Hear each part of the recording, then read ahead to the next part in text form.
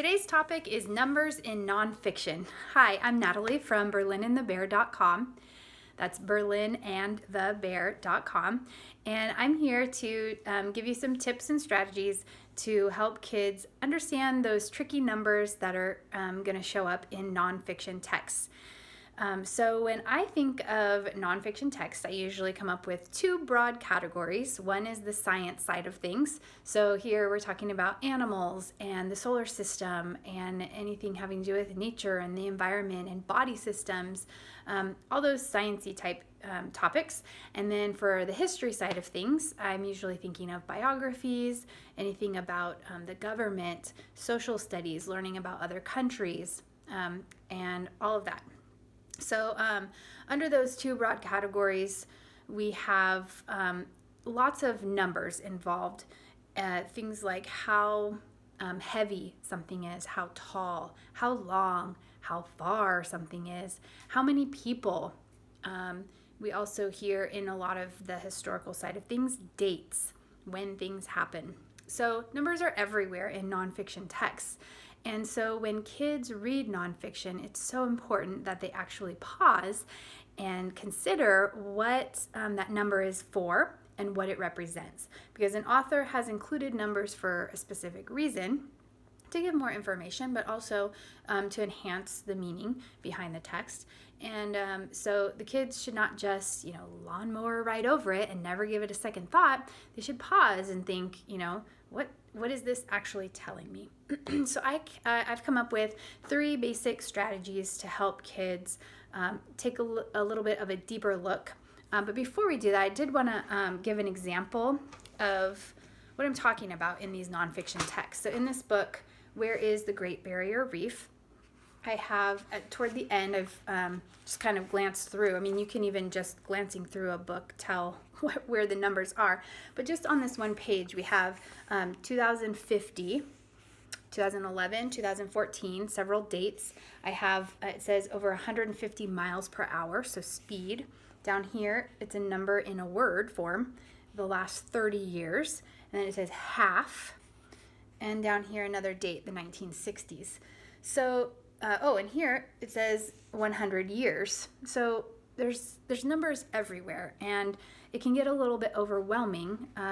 But kids can also be missing a lot of information if they just skip completely over those numbers.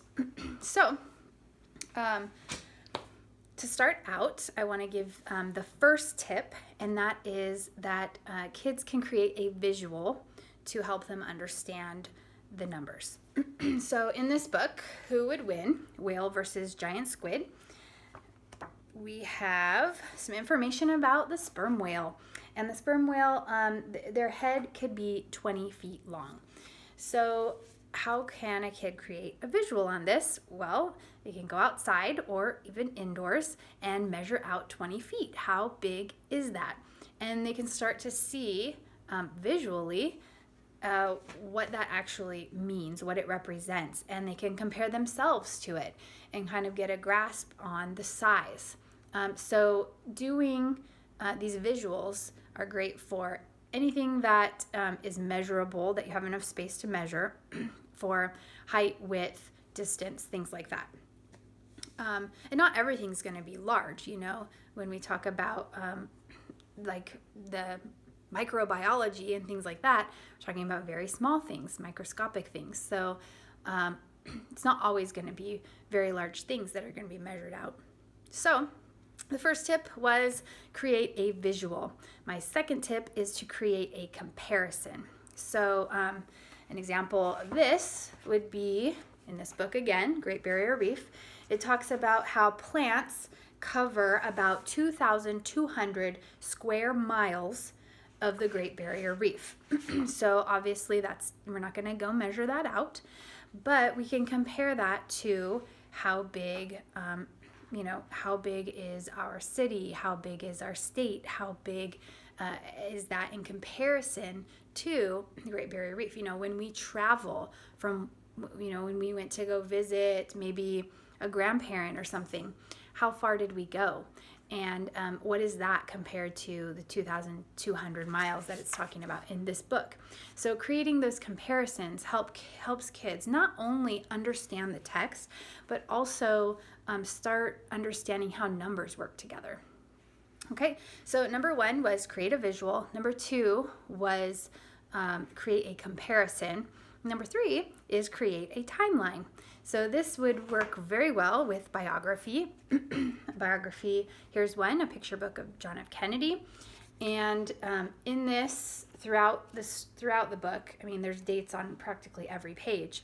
And so you could go ahead and create a simple timeline to show the order of events.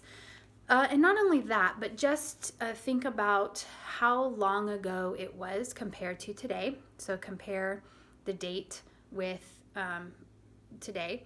And then also what else was going on at that time, just to give kids a sense of the broader picture of the past.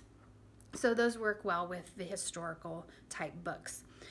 So once again, we have the first tip was create a visual. The second one, create a comparison. And the third one was create a timeline.